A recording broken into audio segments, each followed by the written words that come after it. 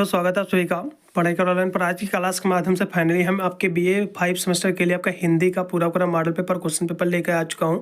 जैसा कि सभी को पता होगा, आपके जो फाइनल ईयर आपका होता है, जो थर्ड ईयर होता है, इसमें आपका जो 5 सेमेस्टर आपका जो एग्जाम होता है 5 और आपका 6 सेमेस्टर दोनों में जो है प्रत्येक सब्जेक्ट का आपका जो है आपको 2 पेपर आपको देना पड़ता है। तो ये जो मैं 5 सेमेस्टर जो हिंदी का जो मॉडल पेपर में लेके आया हुआ हूँ क्वेश्चन पेपर, ये हिंदी का आपका जो है फर्स्ट पेपर है। फर्स्ट पेपर में आपको पढ़ना पड़ेगा। आपको जो है साहित्य शास्त्र और जो है हिंदी आलोचना पेपर का टाइटल है, पेपर का नेम है, ये आपको पढ़ना पड़ेगा आपके फर्स्ट पेपर में। तो इसी जो है फर्स्ट पेपर को आज जो हम देखेंगे, इसको एनालाइज करेंगे, साथ में इसके आंसर भी हम कराते चलेंगे, जिससे कहीं भी जो है इसके आंसर भी आपको ढूंढने की आवश्यकता नहीं पड़ेगी। मैंने आपके सभी सब्जेक्ट का मैंने इसी तरह के मॉडल पेपर, मैंने सॉल्व मॉडल पेपर और साथ में इंपॉर्टेंट क्वेश्चंस का वीडियो ऑलरेडी मैंने प्रोवाइड कर रखा है। आप जाकर प्लेलिस्ट में जरूर वॉच कीजिएगा। प्लेलिस्ट की लिंक मैं डिस्क्रिप्शन दे दूंगा। और साथ में आपको इसमें एक पेपर पढ़ना रहता है जो आपका कंपलसरी का पेपर होता है, जिसको हम कहते हैं analytic ability and digital awareness. जो आपका जो है जो पेपर कराया जाता है आपका कोर्स के तहत, ठीक है, कंपलसरी वाला एमसीक्यू वाला, उसकी मैंने क्लासेज जो है चैप्टर वाइज मैंने करा दी है। तो उसको आपने नहीं देखा है तो जाकर चैप्टर वाइज क्लासें लीजिएगा। और साथ में उसमें बहुत सारे मैंने जो यूनिवर्सिटी के पेपर भी मैंने सॉल्व किया है, उसको भी जाकर जरूर वॉच कीजिएगा, चलेगा। तो आज की क्लास के इसी जो है हिंदी के हम फर्स्ट पेपर पर हम चर्चा करेंगे, जो कि आपका पेपर आपका साहित्य शास्त्र और जो है हिंदी आलोचना पेपर का नाम है। 2 घंटा आपका समय दिया जाएगा पेपर को करने को, ठीक है। और 75 नंबर का आपका पूरा पेपर आएगा। सबसे पहले मैं सेक्शन ए के प्रश्नों पर चर्चा करूंगा। पेपर आपका सेम इसी प्रकार का आपका आएगा। इसमें टोटल आपके 10% दिए हैं। कुछ विश्वविद्यालय आपके जो है 5% दे रहते हैं, लेकिन क्वेश्चन चाहे जितने दिए हुए हैं आपके सेक्शन ए में, सारे प्रश्न आपको करना अनिवार्य रहता है। तो इसका जो पहला क्वेश्चन है, काव्य प्रयोजन क्या होता है, क्वेश्चन बहुत ही महत्वपूर्ण है। एग्जाम में 100% आपको अपने एग्जाम में क्वेश्चन फंसेगा देखने को, ठीक है। इसको तैयार करना है। तो काव्य प्रयोजन क्या होता है, इसके बारे में थोड़ा सा चर्चा करेंगे। काव्य प्रयोजन की हम बात कर ले, क्वेश्चन बहुत ही महत्वपूर्ण एग्जाम में फंसेगा। तो काव्य प्रयोजन का अर्थ होता है कि काव्य के जो उद्देश्य होते हैं, तो काव्य के आधार पर जो है हमें जो है प्राप्त होता है, ठीक है, और उसे ही जो है हम काव्य जो है प्रयोजन कहते हैं। तो काव्य जो है, ये जो है काव्य के उद्देश्य, काव्य के आधार पर जो हमें प्राप्त होते हैं, इन्हें ही जो है हम काव्य प्रयोजन कहते हैं। इतनी आपको परिभाषा लिख देना, क्वेश्चन एग्जाम में फंसेगा। और आगे और भी लिखा हुआ कि हर वस्तु का जो है अपना जो विशिष्ट जो है प्रयोजन होता है। कोई भी वस्तु है तो उसका एक अलग प्रयोजन होता है, एक विशिष्ट जो है स्पेसिफिक है उसका प्रयोजन होता है। और साहित्य का जो है सर्जन एवं जो है पठन का अध्ययन भी जो है इसी का जो है स्वउद्देश्य होता है, ठीक है। इतनी आपको परिभाषा लिख देना है। क्वेश्चन बहुत ही महत्वपूर्ण है। फिर अगला क्वेश्चन देखो, ये सारे आपके शॉर्ट नोट में पूछे गए थे, लेकिन क्वेश्चन एग्जाम में फंसेंगे। अगला क्वेश्चन भी आपका दिया हुआ, जो कि बहुत ही महत्वपूर्ण क्वेश्चन है, एग्जाम में 100% आपको देखने को मिलेगा। तो इसको देखिएगा कि मार्क्सवादी आलोचना क्या है, क्वेश्चन बहुत ही महत्वपूर्ण एग्जाम में फंसेगा। और फिर जो है आचार्य जो है मम्मट का जो है काव्य लक्षण क्या है, ये भी क्वेश्चन महत्वपूर्ण है। फिर भारत मुनि का जो है रस सूत्र क्या है, ये भी महत्वपूर्ण क्वेश्चन है। अनुकरण का सिद्धांत जो है ये किससे कहते हैं, ये भी क्वेश्चन बहुत ही महत्वपूर्ण है। सभी क्वेश्चन हम देखेंगे। भी तो मार्क्सवादी आलोचना क्या होता है, तो एक जो है मार्क्सवाद के नज़र से जो है नजरिए से ये आपका सामाजिक, आर्थिक और राजनीतिक जो इसका जो सिस्टम होता है, इसका विश्लेषण करना, इसका मूल्यांकन करने का एक जो है तरीका होता है, एक सिस्टम होता है, ठीक है। और इसका जो मकसद होता है पूंजीवादी समाजों के जो है जो वर्ग होते हैं, संघर्ष वर्ग, शोषण वर्ग जो होता है, और असमानता वर्ग जिसमें छुआछूत का वर्ग, इन सभी को जो है ये जो आलोचना होती है मार्क्सवादी, ये इसको जो उजागर करती है, ठीक है, इसके बारे में जानकारी देती है। अगला क्वेश्चन इफिसी में आउट लिखा हुआ आगे भी कि जो मार्क्सवादी आलोचना है, ये जो है शोषण के रिश्ते को जो है उजागर करती है, उसके बारे में जो है बताती है, ठीक है। और जो है मार्क्सवादी आलोचना जो है ये जो है कलात्मक वस्तुओं को जो है उन सामाजिक, आपका सांस्कृतिक और ऐतिहासिक ये जो है स्थितियों से जो है अलग करके नहीं, बल्कि जो है समझते, जिनमें जो है निर्माण इनका हुआ है, तो अलग करके नहीं समझती है, ठीक है, जिसमें इनका निर्माण हुआ है साथ में इसको समझती है। और जो है मार्क्सवादी आलोचना जो है रचना के बारे में जो है वे बातें बताती हैं। जो मार्क्सवादी आलोचना है ये वो भी बातें बताती हैं जिसको जो है हम स्वयं जो है नहीं कह सकते हैं, वो भी बातें जो है मार्क्सवादी आलोचना ये बताती है। और भी इसमें थोड़ा बिंदु दिए हुए, जैसा कि ये जो है मार्क्सवादी आलोचना जो है रचना में जो है ये व्यक्ति विचारधारा के बारे में जो है ये बताती है कि वह जो है सत्ताशाली वर्ग का जो है समर्थन करती है या विरोध करती है। तो मार्क्सवादी जो आलोचना है ये जो कह सकते हो जो व्यक्ति की विचारधारा है, ठीक है, तो ये जो है शक्तिशाली वर्ग का समर्थन करती है कि नहीं करती है, इसके बारे में भी जो है ये बताती है। और अगले हम इसकी बात करें पॉइंट की, तो मार्क्सवादी आलोचना जो है रचना के जो है पाठक वर्ग के बारे में भी ये बताती है। फिर अगला क्वेश्चन आपका दिया हुआ कि मम्मट के जो है काव्य लक्षण को स्पष्ट कीजिए, ठीक है। क्वेश्चन बहुत ही महत्वपूर्ण एग्जाम में फंसेगा, इसके काव्य लक्षण चलेगा। यहाँ से देखिएगा, चलेगा, यहाँ से इन्होंने लक्षण बताए हैं, इनका इनकी जो परिभाषा जो इन्होंने दी है काव्य की, ठीक है, तो उन्होंने कहा है कि दोष रहित तथा जो है दो गुण से युक्त, कहने को मतलब यानी चाहे दोष रहित हो तथा जो है गुण युक्त। दोष रहित का मतलब क्या होता है? जिसमें दोष ना हो। रहित का मतलब क्या होता है? जब सहित ये पूछता तब तो इसमें दोष होता, लेकिन दोष रहित यानी जो है इसमें दोष जो है फ्री हो, जिसमें दोष ना हो। तो दोष रहित तथा गुणों से युक्त, जिसमें एबिलिटी से भरपूर हो, गुणों से भरपूर हो, और कभी कभी अनलकृत जो शब्दार्थ होता है, ठीक है, जो शब्द होता है, तो वही जो है आपका काव्य कहलाता है। इतनी आपको परिभाषा लिख देना। क्वेश्चन बहुत ही महत्वपूर्ण आपके एग्जाम में फंसेगा, ठीक है। और मम्मट की परिभाषा से जो है काव्य के जो है इन्होंने जो 4 लक्षण जो है बताए हैं, ठीक है। और पहला इन्होंने बताया है अदोषे, जिसमें जो है दोष रहित होता है, ठीक है, जिसमें दोष रहित होता है। फिर इन्होंने जो है शब्दार्थों बताया है, उसमें जो है शब्द और अर्थ इन दोनों का जो है योग होता है, शब्द और अर्थ दोनों का योग होता है। फिर जो इन्होंने जो है सगुणों बताया है, वह गुण जिसमें जो है गुण युक्त होता है, वह शब्द जिसमें गुण युक्त होता है। आपका सगुणों भी आपका अनलकृत जो पुनः क्वाप जो इन्होंने बताया है, ठीक है। तो इसमें जो है कभी कभी जो है अनलकृत भी इसमें जो है होता है। तो इन्होंने 4 बताए हैं, ठीक है, लक्षण इसके। फिर अगला क्वेश्चन प्रश्न आपका दिया हो कि नाट्य शास्त्र में जो है भारत मुनि ने जो है रसों की संख्या कितनी बताई है? तो नाट्य शास्त्र में जो है भारत मुनि ने जो है रसों की संख्या जो है 8 इन्होंने मानी है। पहला जो रस इन्होंने माना है नाट्य शास्त्र, श्रृंगार, हास्य, करुण, रौद्र, वीर, भयानक, आपका विभक्त, अद्भुत, ये जो इन्होंने 8 माने हैं, ठीक है। और डांडी ने जो है भी 8 रसों का उल्लेख किया है। और भारत मुनि के अनुसार जो है रस की परिभाषा जो है वो होती है विभाव, अनुभाव और जो है व्यक्तिचारी भाव के संयोग से जो है रस की जो है उत्पत्ति होती है। और ये जो उद्धत ने जो है ये जो नवा जो रस शांत जो है ये रस को जो है ये माना है। ये जो नवा इन्होंने जो है इसको माना है रस, ठीक है, वो जो है कह सकते हो शांत जो है रस माना है इन्होंने। तो ये परिभाषा आपको जो है इतनी लिख दीजिएगा, क्वेश्चन महत्वपूर्ण है, एग्जाम में देखने को मिल सकता है, ठीक है। इतनी परिभाषा आपको लिखना है, चलेगा। फिर अरस्तु का जो है अनुकरण का सिद्धांत क्या है? क्वेश्चन एग्जाम में फंसेगा, ठीक है। तो अनुकरण क्या है? तो यह जो है यह जो सिद्धांत है यह मानता है कि जो है सभी सत्य वास्तविक के जो है अनुभव से जो है पैदा होते हैं और जो है कोई सत्य और स्वयं जो उत्पन्न नहीं होता। इनका मानना यह था कि जो अनुभव होते हैं, ठीक है, जो सत्य वास्तविक के अनुभव जो होते हैं, ठीक है, ये पैदा होते हैं और कोई जो है सत्य स्वयं जो है उत्पन्न नहीं होते हैं, इनका मानना है। और इस सिद्धांत के जो है अनुसार जिस तरह के से जो है बच्चे अपने अध्यापकों से जो है बोलने का अनुसरण करते हैं, यानी सीखते हैं बोलना, कैसे बात करना चाहिए एक दूसरे से, और जो है वैसे ही हम जो है सभी अपने जो है आसपास के जो है वास्तविकता को जो है अनुकरण कहते हैं। कहने का मतलब नहीं यही चीज़ है कि मान लो आप जो है पास पड़ोस में कैसे व्यक्ति बोलते हैं, मान लो कोई छोटा बच्चा है तो व्यक्ति या फिर उसके गाँव घर में जैसे लोग बोलते हैं, ठीक है, जिसको जो कह के बुलाते हैं, तो उसी का जो है व्यक्ति जो बच्चा होता है उसी तरह वो भी बोलने लगता है, उसको भी बुलाने लगता है। तो यही आपका जो है आपका अनुकरण कहलाता है, ठीक है। इतनी आपको परिभाषा लिख देना है। अगला देखो, चलेगा। नायक के कितने प्रकार होते हैं? तो यहाँ से हम कराएंगे। फिर आपका जो है व्यंजना जो है शब्द शक्ति का जो है उदाहरण से आपको व्याख्या करना है। ये क्वेश्चन फंसेगा एग्जाम में, इसको रट लो, भी इसे लिख लीजिएगा कहीं अलग। तो हम दोनों देखेंगे। तो उसके स्थान पर मैंने नाट्य शास्त्र से क्या पढ़ा है, ये क्वेश्चन मैंने यहाँ से रखा है उसके स्थान पर आपके, ठीक है, नायक के स्थान पर। तो नाट्य शास्त्र से अभिप्राय क्या है? क्वेश्चन बहुत ही एग्जाम में फंसेगा। तो नाटक के संबंध में जो है आपके शास्त्रीय जानकारी को जो है नाट्य शास्त्र कहते हैं। जो आपके नाटक होते हैं तो इसके संबंध में जो शास्त्रीय जो जानकारी होती है, ठीक है, जो इन्फॉर्मेशन होती है, तो यही आपका जो है नाट्य शास्त्र कहलाती है। तो नाटक से संबंधित जो जानकारी होती है उसको हम नाट्य शास्त्र कहते हैं। और इस जानकारी का जो है सबसे पुराना जो ग्रंथ है उसे जो है नाट्य शास्त्र के नाम से जाना जाता है। और जिस के जो है रचयिता जो है भारत मुनि है। तो नाट्य शास्त्र के रचयिता कौन है? तो कहोगे भैया भारत मुनि है। और भारत मुनि का जो है जीवन काल 400 ईसा पूर्व से लेकर जो है आपके 100 ईसा पूर्व के मध्य जो है किसी समय का माना जाता है। तो ईसा पूर्व जो होता है उल्टा होता है, ठीक है, चलेगा। अगला क्वेश्चन पे देखो, हाँ, व्यंजना शब्द जो है शक्ति पर आपको प्रकाश डालना। क्वेश्चन ये भी बहुत ही महत्वपूर्ण है, एग्जाम में फंस सकता है, तो इसको बारे में देखिएगा। तो ये क्या होता है? जहाँ पर जो है आपका अभिधा एवं जो है लक्षण, जहाँ पर जो है अभिधा एवं लक्षण दोनों शक्तियाँ जो है ये शब्द के अर्थ को जो है ये प्रकट करने में जो है असमर्थ हो जाती हैं, यानी सामर्थ्य नहीं जुटा पाती हैं।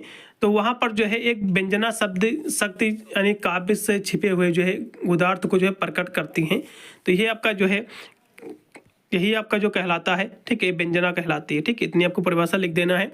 और जो आगे भी परिभाषा लिखी है कि व्यंजना शब्द जो है ये दो शब्दों से मिलकर बना है, वी प्लस अंजना। तो वी का अर्थ होता है विशेष, अंजना का अर्थ होता है अंजन। ठीक है, यानी जो है विशेष प्रकार का जो है अंजन, जब जो है सामान्य दृष्टि से कोई जो है वस्तु दिखाई ना पड़े तो विशेष प्रकार के अंजन से जो है आंखों की ज्योति बढ़ाकर उस वस्तु का जो है दर्शन किया जाता है।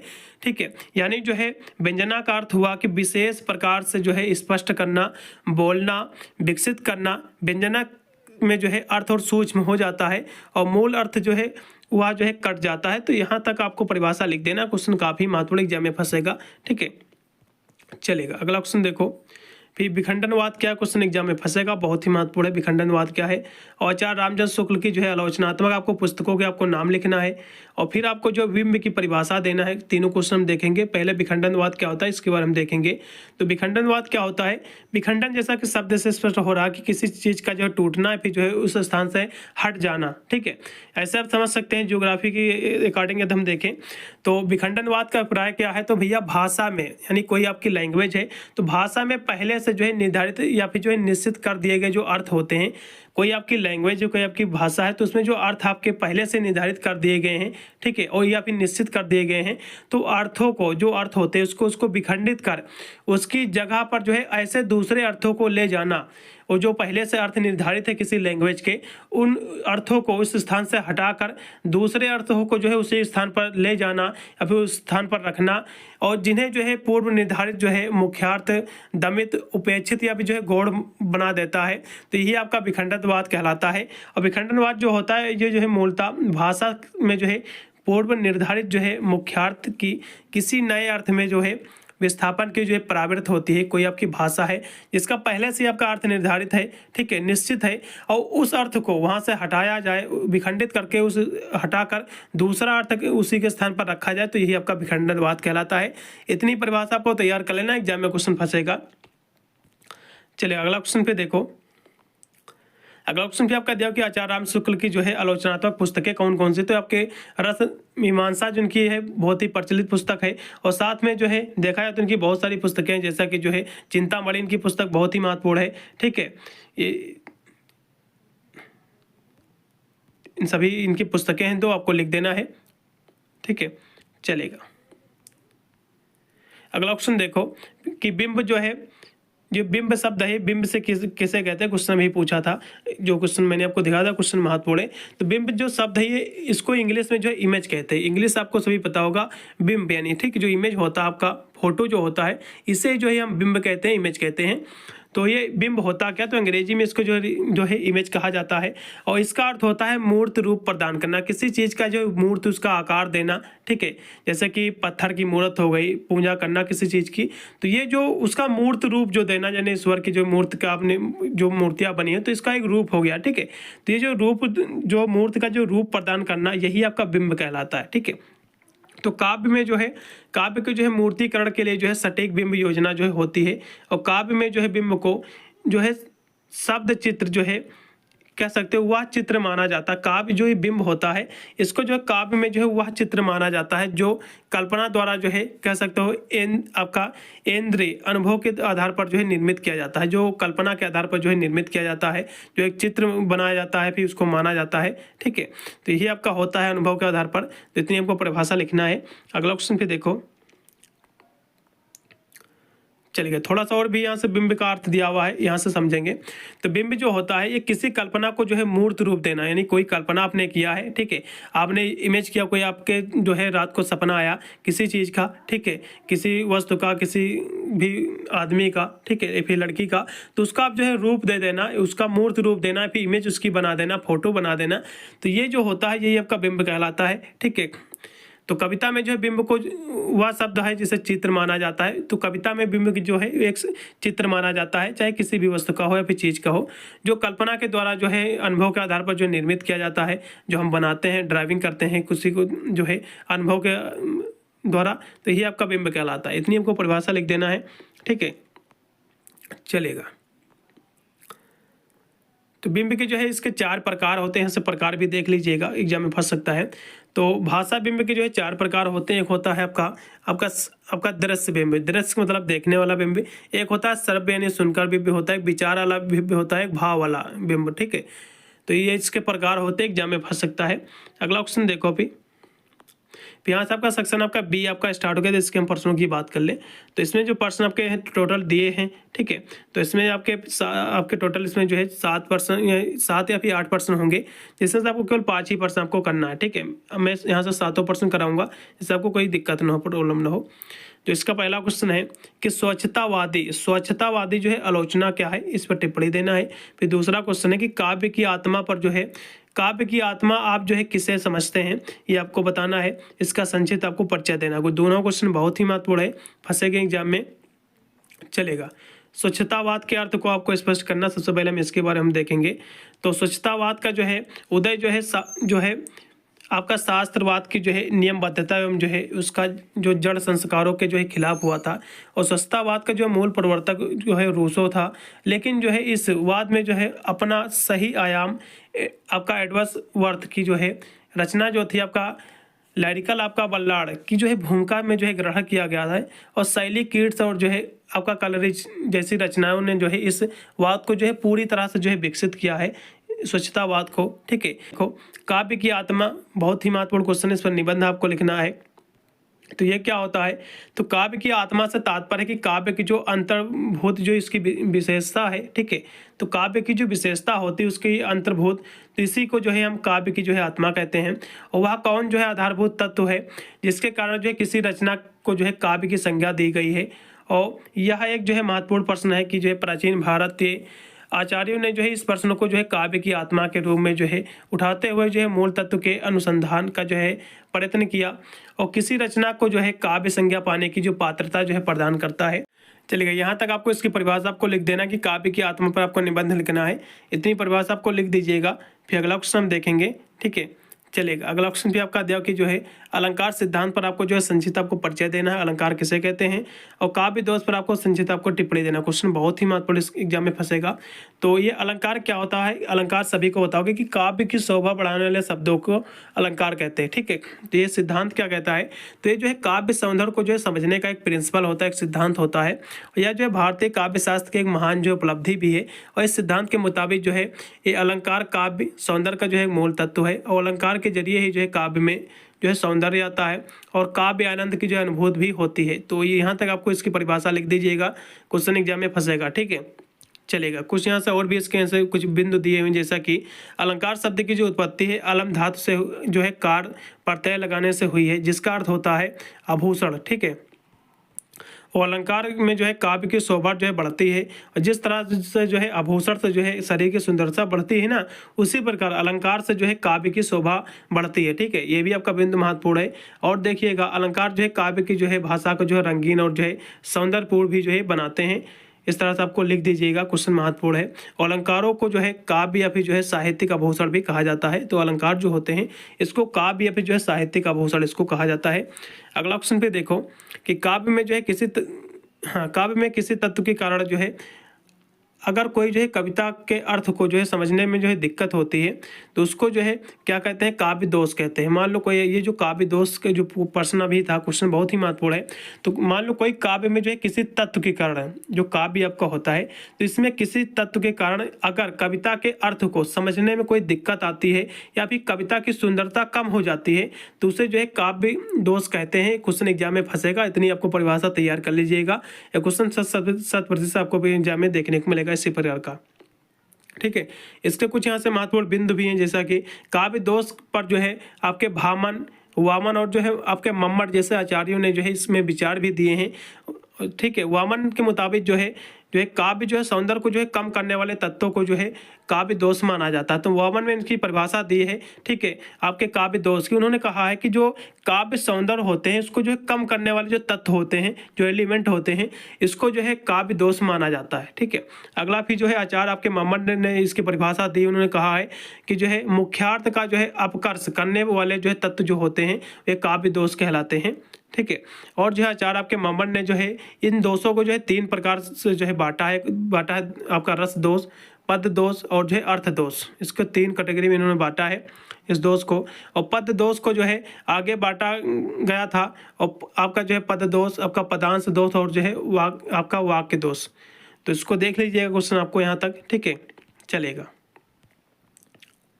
अगला क्वेश्चन भी आपका देखिए यथार्थवाद पर जो आपको प्रकाश डालना, क्वेश्चन महत्वपूर्ण है, एग्जाम में फंसेगा, ठीक है। फिर अभिनय के आपको प्रकारों को आपको वर्णन करना है, भी क्वेश्चन महत्वपूर्ण है, चलेगा।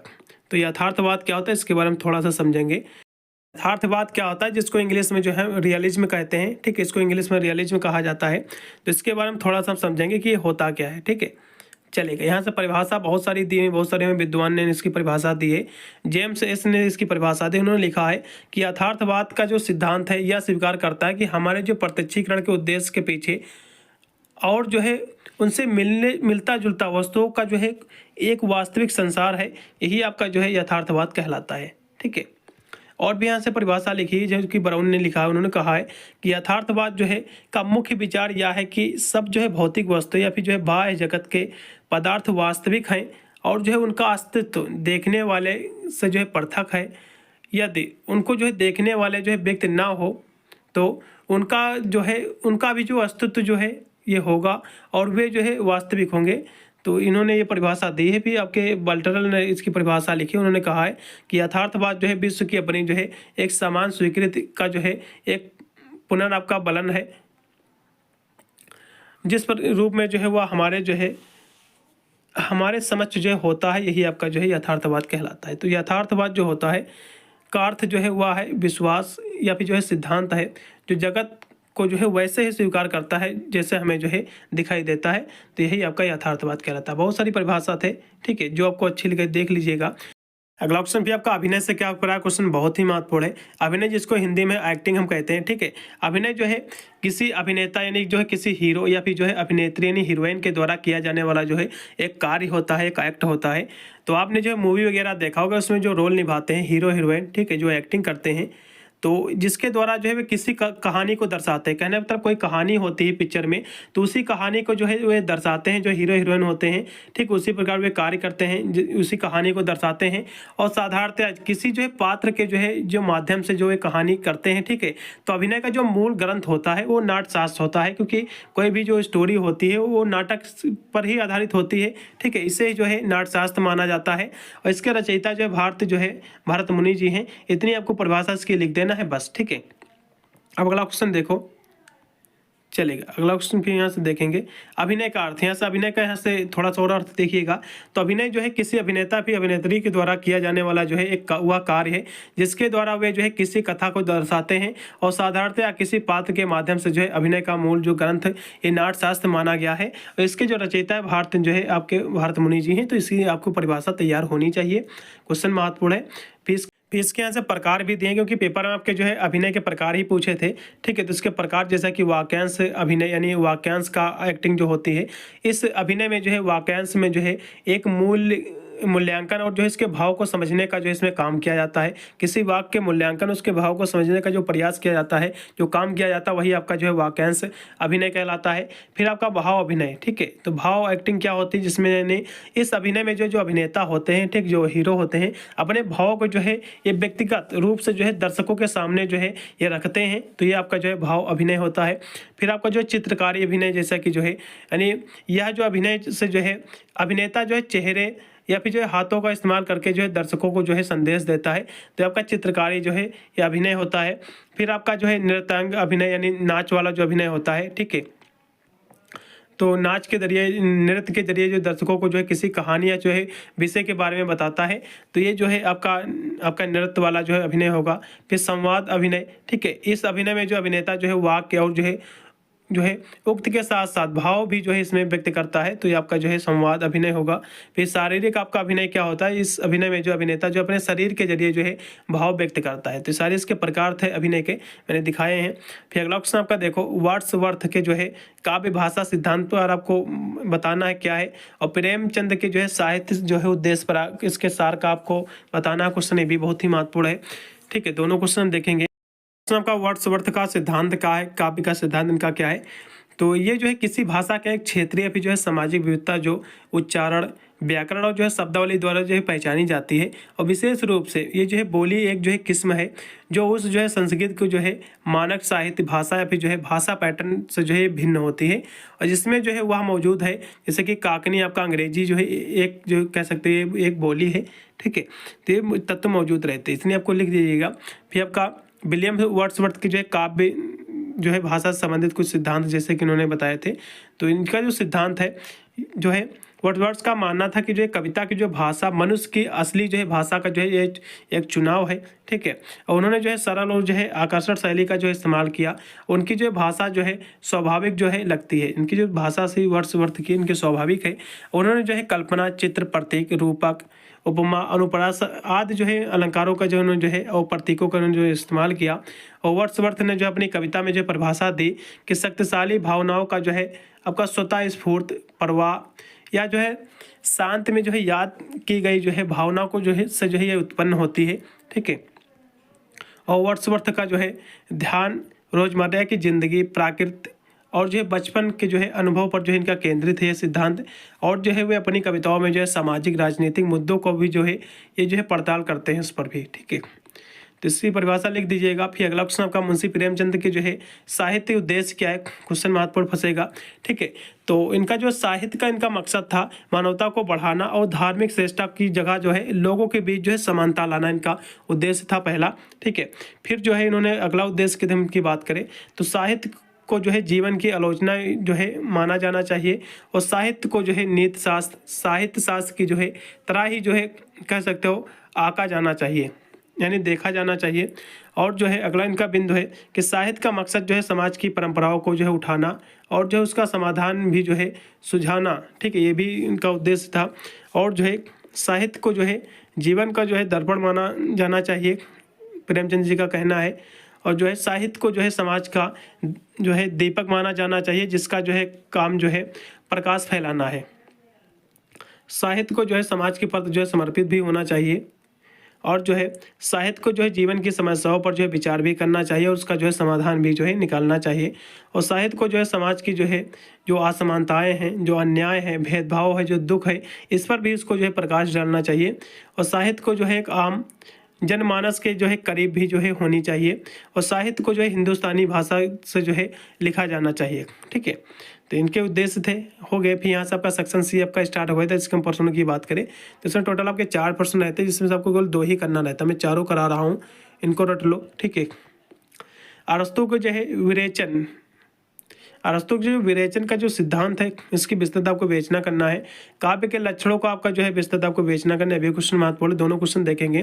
तो अरस्तु के जो है विरेचन सिद्धांत क्या है इसके बारे में थोड़ा हम जानकारी करेंगे। तो अरस्तु के विरेचन सिद्धांत के जरिए जो है कला साहित्य की जो है महत्ता को जो है पुनर्प्रतिष्ठित की इसमें जो है किया जाता है इनके जरिए, ठीक है। और जो है अरस्तु ने जो है विरेचन शब्द का जो है नया अर्थ देकर इसका इस्तेमाल जो है काव्य और कला के जो है क्षेत्र में किया। विरेचन का अर्थ जो है अरस्तु ने जो है काव्य और कला के क्षेत्र में इन्होंने किया है। और जो है अरस्तु के मुताबिक जो है कला और साहित्य से जो है मनोविकारों का जो है विरेचन होता है। और अरस्तु के मुताबिक जो है सफल त्रस्ती से जो है करुणा और जो है आपका त्रस के जो है भाव का जो है समन्वय होता है और इससे जो है आनंद की भी जो है अनुभूति होती है। अरस्तु के मुताबिक जो है कलात्मक अभिव्यक्ति से भावनाओं और जो है वासनाओं का जो है शुद्धिकरण और जो है आपका उदात्तीकरण भी उसमें इसी से होता है। और जो है अरस्तु के मुताबिक जो है त्रैस्ती जो होती है, ठीक है, इसका जो है भाव का जो है इसमें शुद्धिकरण करना भी इसका उद्देश्य होता है। और अरस्तु ने ही जो है सबसे पहले त्रैस्ती का जो है विस्तार से जो है विश्लेषण किया है। और अरस्तु के मुताबिक जो है आपका त्रैसत प्रभाव एक जो है मिश्रित भाव है, ठीक है, चलेगा। फिर अगला क्वेश्चन आपका देखिए काव्य के जो है लक्षणों के बारे में जानकारी देना है आपको। काव्य के लक्षण क्या होते हैं तो उसके बारे में देखेंगे। तो काव्य शास्त्र के जो है काव्य आपका विश्लेषण किया जाता है, ठीक है। काव्य शास्त्र में जो है काव्य का विश्लेषण किया जाता है और काव्य के जो है लक्षण निर्धारित किए जाते हैं। तो काव्य शास्त्र जो होता है तो उसका जो विश्लेषण हम करते हैं तो उसमें से जो है उसके लक्षण भी निकल के आते हैं, निर्धारित किए जाते हैं। इसका मतलब ये हुआ कि साधारण जो है अर्थ काव्य के लक्षणों से जो है पता चलता है, जैसे कि रचना, साहित्य या फिर जो है या कौन सी रचना, इसके बारे में हमें पता चलता है। तो इसके हम लक्षण की बात कर ले तो काव्य जो है चुने हुए शब्द के जरिए जो है कल्पना, मनोवेगों का जो है को जो है प्रभावित करता है, ठीक है। और जो काव्य में जो है शब्द और अर्थ दोनों की जो है कह सकते हो रमणीयता इसमें होती है, दोनों की प्रधानता होती है। और काव्य में जो है अलंकार और जो है वृत्तियों के जरिए भी जो है इसमें जो है रमणीयता आती है। और काव्य में जो है भाव, बुद्धि, कल्पना और जो है शैली जैसे जो है सामान्य तत्व भी इसमें जो है शामिल होते हैं, पाए जाते हैं। और काव्य के लिए जो है प्रतिभा, अभ्यास, अन्य शस्त्रों का भी जो है इसमें ज्ञान जरूरी है। और काव्य से जो है आपका रसानुभूत की जो है प्रबलता भी इसमें होती है। और काव्य में जो है कवि अपने विचार और जो है मनोभाव को जो है व्यक्त करता है। काव्य क्या होता है, इसमें जो कवि होता है अपने भाव जो विचार होते हैं उसके वही तो व्यक्त करता है, इतने आपको लिख देना है। काव्य के हम प्रकारों की बात करें तो काव्य जो है दो प्रकार के होते हैं, एक होता है दृश्य होता है, एक होता है श्रव्य होता है, एक देख कर एक होता है सुनकर, ठीक है। और दृश्य काव्य में जो है अभिनय किया जाता है, जैसे कि नाटक हो गया, ठीक है। और जो है जो आपके नाटक होते हैं जो देख, दृश्य मतलब क्या होता है देखने वाले, और श्रव्य का तरफ ये होता है जो जैसे कि गद्य हो गया, पद्य हो गया, जिसको सुनकर जिनको सुना जाता है, ठीक है। चलेगा, अगला क्वेश्चन देखो। और जो पद्य काव्य में जो है महाकाव्य और जो है खंड काव्य, इसके दो भेद होते हैं, ये भी आपको देख लेना है।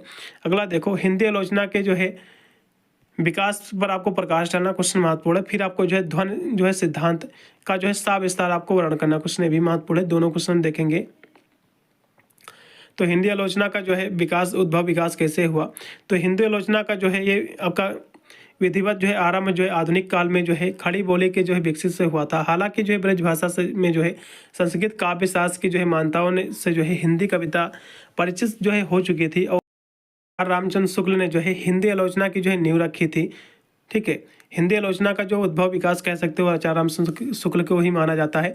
उसके पश्चात जो है आपके हजारी प्रसाद द्विवेदी और जो है नंद दुलारे वाजपेयी ने जो है इसका विस्तार किया। और बाद में जो है हिंदी में जो है वाक्स्वादी आलोचना, प्राचीन जो है काव्य शास्त्रीय आलोचना और जो है आधुनिकतावादी आलोचना का जो है विकास हुआ।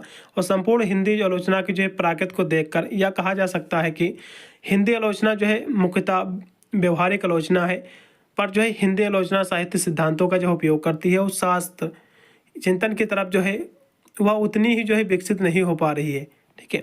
यहाँ तक लिख दीजिएगा। थोड़ा सा और भी आगे लिखा हुआ कि जो है आचार्य रामचंद्र शुक्ल के अनुसार जो है हिंदी आलोचना का जो है प्रारंभ जो है ब्रज भाषा से हुआ है। और उनके अनुसार जो है कृपा राम की जो है आपका हितत रांगिनी में जो है थोड़ा थोड़ा जो है रस निरूपण मिलता है। और उनके जो है पश्चात आचार्य जो है केशवदास ने जो है काव्य रीत इनकी जो है समय समावेश में जो है इन्होंने जो है पहले इसका जो उल्लेख किया है। लेकिन हिंदी में जो है रीत ग्रंथों की जो है अविरल और जो है अखंडित परंपरा का जो है प्रसार केशवदास की जो है काव्य प्रिया जो उनकी पुस्तक है कि जो है 30 वर्ष के बाद से जो है इसमें चला था। और हिंदी में जो है रीत काल में जो है अनेक रीत ग्रंथ जो है लिखे गए हैं, परंतु उन ग्रंथों में जो है मौलिक शास्त्र निरूपण नहीं मिलता है। सिर्फ जो है संस्कृत काव्य शास्त्र की जो है संक्षिप्त आपका उदाहरण ही मिलती है। और आचार्य राम शुक्ल ने जो है संस्कृत काव्य शास्त्र की जो है विशेषता स्पष्ट करते हुए लिखा है कि संस्कृत में जो है समालोचना का जो है पुराना ढंग यह था कि जब कोई आचार्य या फिर जो साहित्य आपका मीमांसक कोई नया जो है लक्षण ग्रंथ जो है लिखता है, तब यह जो है जिन काव्य रचनाओं को जो है वह उत्कृष्ट समझता था और उन्हें जो है रस अलंकार आदि जो है के रूप में जो है उद्धृत करता था। चलिएगा, फिर अगला क्वेश्चन आप देखिएगा कि आपका ध्वनि सिद्धांत क्या है। क्वेश्चन बहुत ही महत्वपूर्ण लास्ट का क्वेश्चन है। तो भारतीय काव्य शास्त्र का एक जो है प्रमुख जो सिद्धांत है ये जो ध्वनि सिद्धांत है, ये जो है काव्य शास्त्र का एक प्रमुख सिद्धांत है, एक प्रिंसिपल है। और यह काव्य की जो है आत्मा से जुड़ा हुआ है। इसमें जो है रस ध्वनि का जो है एक आपस में जो एक अटूट जो है संबंध है। इसमें जो है रस और जो ध्वनि है इसका भी आपस में बहुत ही गहरा संबंध है। और ध्वनि सिद्धांत से जो है कुछ जुड़े जिससे कुछ खास बातें हैं, जैसा कि ध्वनि सिद्धांत का जो आधार जो है आपका स्फोटवाद सिद्धांत है। और ध्वनि सिद्धांत के बारे में जो आचार्य आपके आनंदवर्धन और आपके अभिनव गुप्त और जो है मम्मट ने जो है कई सारे बहुत सारे अपने जो है विचार उन्होंने दिया है। जैसा कि जो है आनंदवर्धन ने जो है ध्वनि के जो है 3 भेद बताए हैं। एक बताया है रस ध्वनि, एक जो है अलंकार ध्वनि, एक बताया वस्तु ध्वनि। और जो है अभिनव गुप्त ने जो है ठीक है इन्होंने जो है आपका ध्वनि लोक पर जो है लोचन टीका लिखकर जो है ध्वनि का जो है सिद्धांत का समर्थन किया है। और आचार्य जो है मम्मट ने जो है ध्वनि सिद्धांत का समर्थन किया और जो है ध्वनि को जो है काव्य के लिए जो है जरूरी माना। उन्होंने जो है ध्वनि के आधार पर जो है काव्य के जो है इन्होंने 3 भेद बताए हैं। एक बताया आपका काव्य यानी ध्वनि काव्य, फिर आपका गुणभूत काव्य और जो है चित्र काव्य, ठीक है। तो इन्होंने 3 काव्य इसके इन्होंने बताए हैं। आचार्य आपके जो है पंडित राज आपके जगन्नाथ ने जो है ध्वनि के आधार पर काव्य के जो है 4 भेद बताए हैं, ठीक है। तो यह जो सिद्धांत है, ठीक है, यह सिद्धांत की वजह से जो है काव्य में जो है पूर्ववर्ती अलंकार, रीत, गुण, दोष वगैरह के साथ साथ जो है इसके बाद में जो है बहुत सारे जो है इसमें और भी लोकेतियाँ वगैरह भी जो इसमें शामिल की गई, ठीक है। तो यहाँ तक पढ़ लीजिएगा। तो ध्वनि सिद्धांत जो है ये शैव दर्शन और जो है स्फोट सिद्धांत के नाम से भी जाना जाता है, इससे भी जुड़ा हुआ है।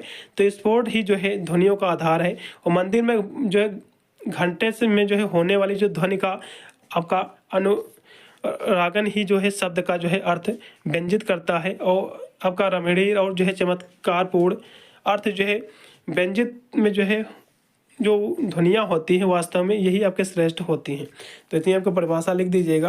पूरा ऐसा पेपर हो गया है, इतने क्वेश्चन थे। इसका पीडीएफ चाहिए तो आपको टेलीग्राम से मिल जाएगा, वहाँ से जाकर जो है इसका पीडीएफ प्राप्त कर सकते हैं। मिलता हूँ वीडियो के लिए, तब तक सभी को thank you for watching this video.